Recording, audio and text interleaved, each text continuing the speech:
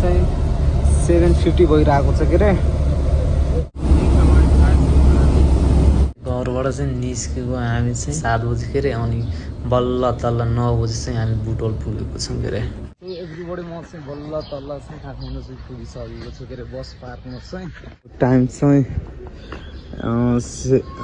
5:46 भइरहेको के अरे। सो केटा अब म चाहिँ जान आँटेको छु आफ्नो काम सघाउनको लागि चाहिँ।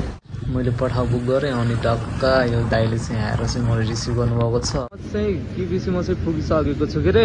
सो एभ्रीबडी म चाहिँ अब क्युबिसी गरेर चाहिँ अब डिटेलमा चाहिँ अहिले म एकछिनपछि चाहिँ भन्नेवाला छु के गरिरहेको छु, किन गरिरहेको छु, के कारण छ, सबै डिजाइनहरू चाहिँ अहिले म भन्नेवाला छु। सो फाइनली एभ्रीबडी म चाहिँ डिपार्टमेन्ट अफ काउन्सिलर सर्भिस सेन्टरमा चाहिँ पुगिसकेको छु।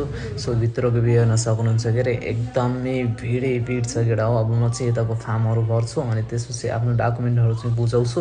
एकदमै साह्रो भोक लागिसकेको 4 बजी रात छ केटा हो। म चाहिँ अझै केही खाएकै छैन के अरे।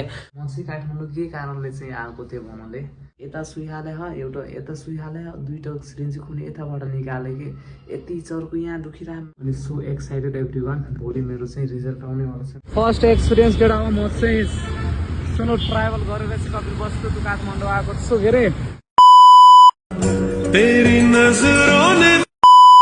Hello guys and welcome back to my new our blog video. Hope हजुर सन्चै हुनुहुन्छ। म नि सन्चै